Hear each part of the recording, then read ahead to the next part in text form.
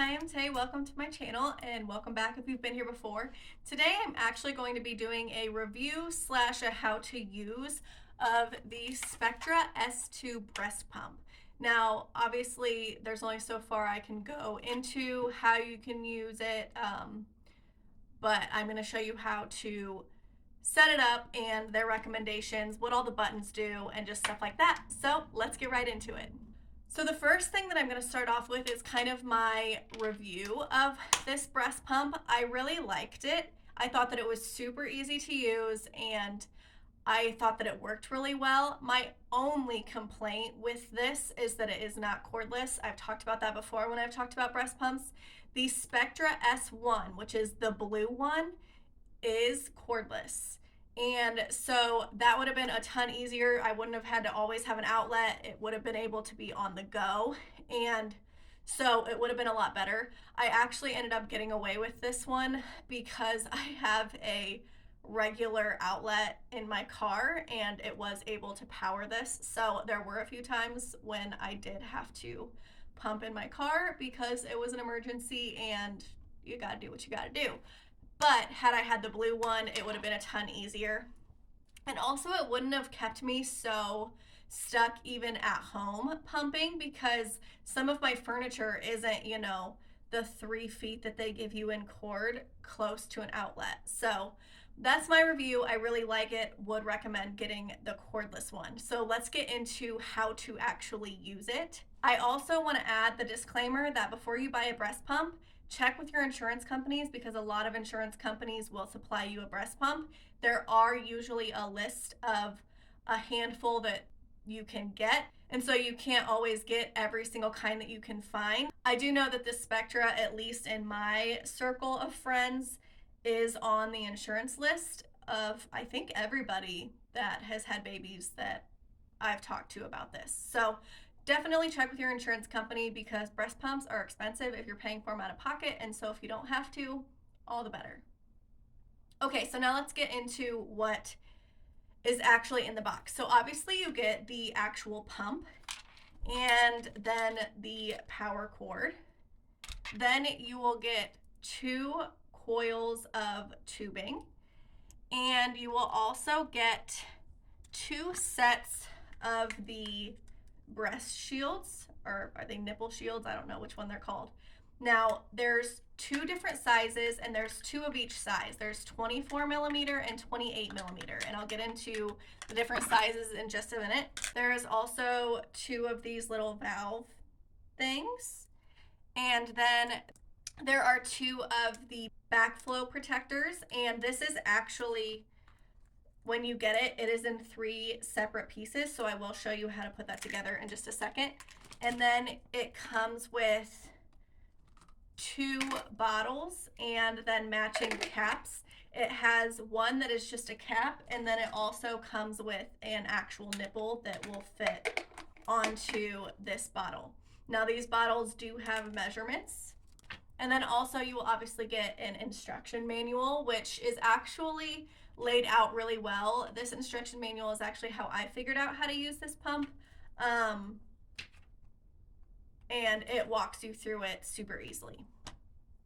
Now, before I get into this, one thing that I also recommend, if you're really worried about figuring out how to use the breast pump, take it with you to the hospital when you're giving birth and ask the nurse or somebody, lactation specialist, whoever, if they can show you how to use your breast pump correctly, because not using your breast pump correctly can actually really make breastfeeding an unpleasant experience if you don't know how to express the milk correctly, or if you're doing it in a way that is uncomfortable, painful, whatever. So just a recommendation. I am not gonna lie, I did not do that. However, one of my best friends did, and she said it was super helpful.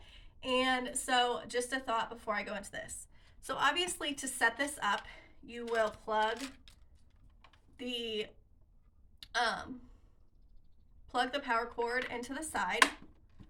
Then you will take one of the coils of tubing. It is exactly the same on both ends, so it does not matter which end you plug into. And you can see that one of these has a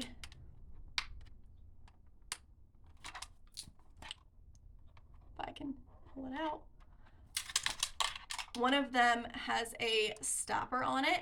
That is because with this breast pump, you are able to dual pump. I personally did not ever do that.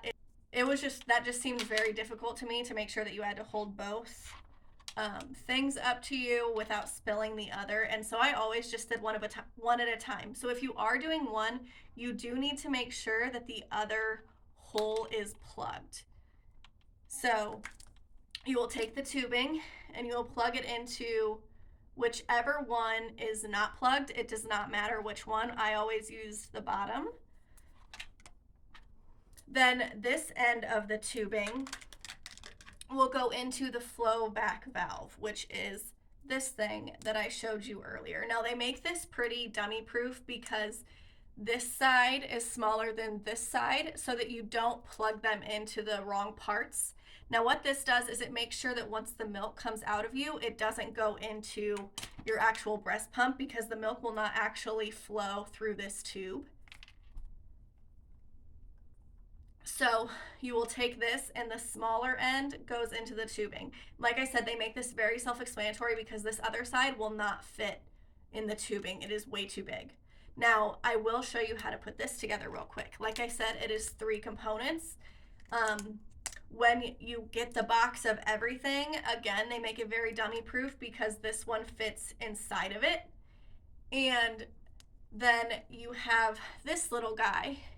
And this guy is actually connected by putting it on the smaller one. This little lip edge goes into the smaller one so that it fits inside of it and it will stay.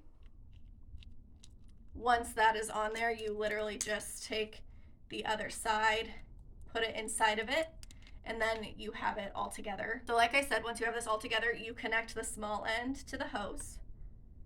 And then you connect the large end to the breast shield and it will plug in there.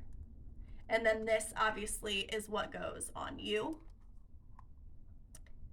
Now, once you have this part, you will take this valve and you will put it on the bottom of the breast shield. And then once you have that on there, you will take the bottle without anything on it, and it screws directly into this. Now that is it. That is the total setup of one of these.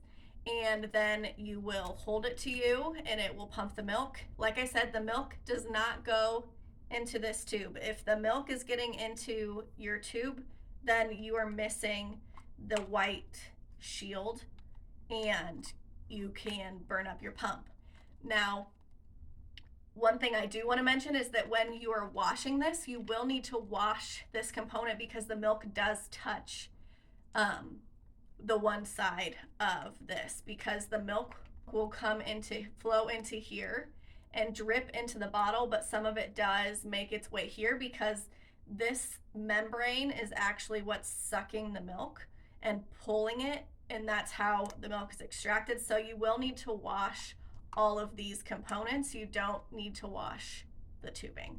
Now I'm going to go into what the 2 different sizes of this are for. So the difference between the 24 millimeter and the 28 millimeter is not the size of this, it is the size of this tube.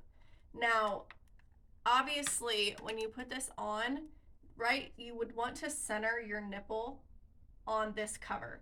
Now, when you have the smaller one, obviously it is a tighter, I don't want to say a tighter fit because like you don't like plug your nipple in or anything, it just sits on it, but it is less area that it has to pull into the pump. And so in my opinion, I would try both sizes and see which one expresses the best amount of milk for you or is the most comfortable.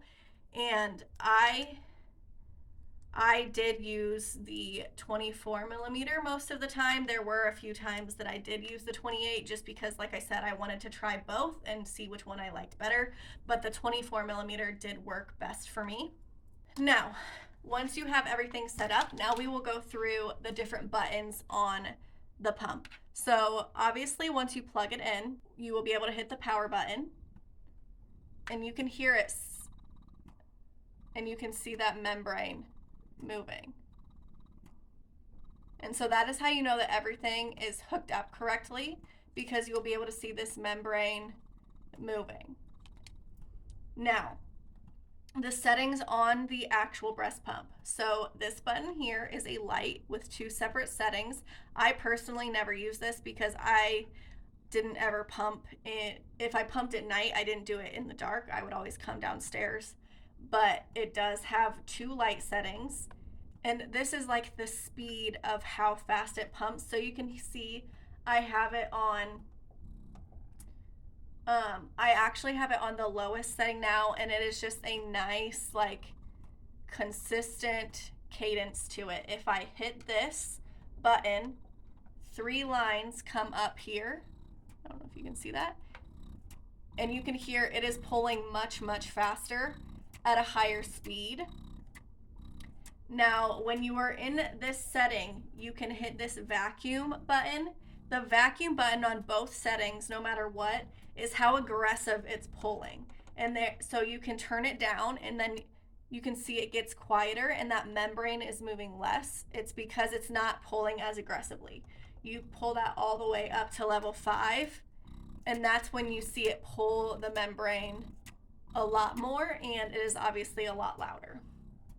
So if you go back to the slow setting, you will see this cycle number, and you can adjust the cycle number.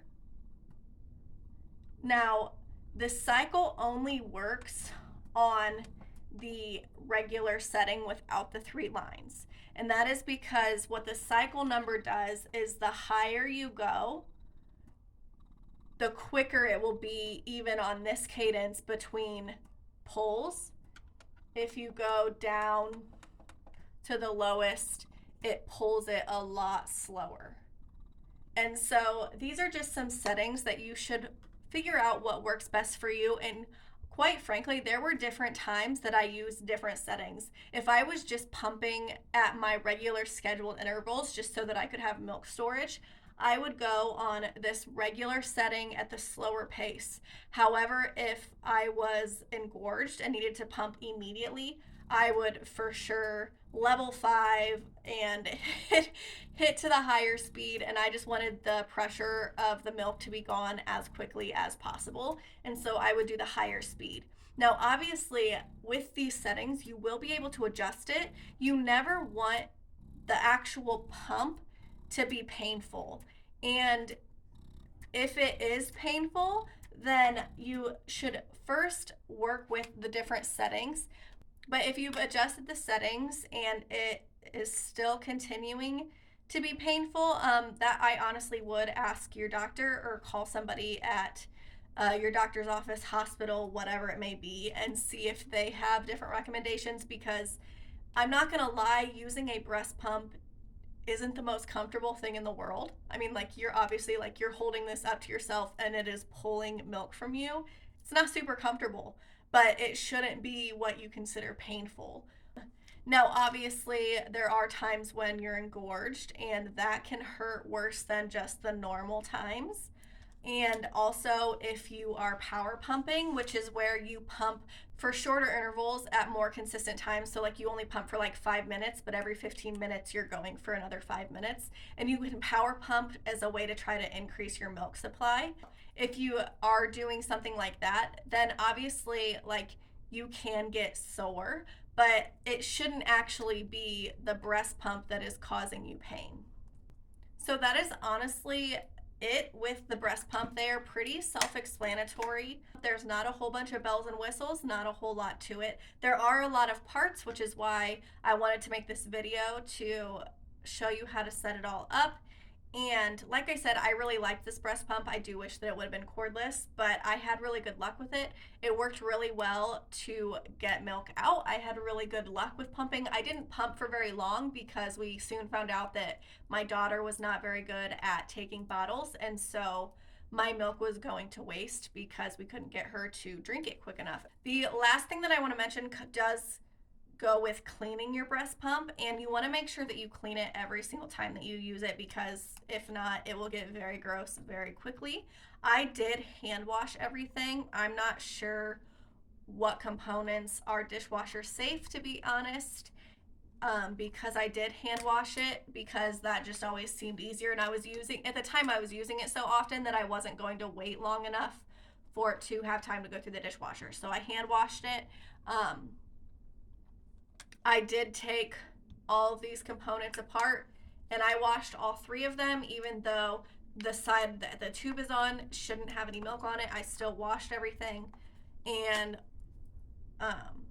like I said, hand washing worked really well for me. Another thing that I wanted to mention is that depending on how long you use a breast pump for, if you use it for a lot longer than, like I said, I only used it for probably 4 to 6 months, and then I haven't touched it since then. But if you plan on using it for a really long time, you are going to have to replace some of these components. And I know that even when I stopped using it, there was one of these membranes that worked better than the other. And also, I was about to swap out the tubing for the one that I hadn't used yet, just because they get tugged, they get pulled, and they do wear out. So just keep that in mind, that depending on how long you use your breast pump for, you are going to have to replace the components. And that is all that I have on the Spectra S2 breast pump. I hope that this was helpful. If you have any questions about using a breast pump or breastfeeding in general, please leave them in the comments. I would be happy to answer them. And if you have not seen this video with my breastfeeding essentials, or this video right here with my breastfeeding tips, I would recommend that you go watch those next. Thank you so much for watching, and I'll see you next time. Bye.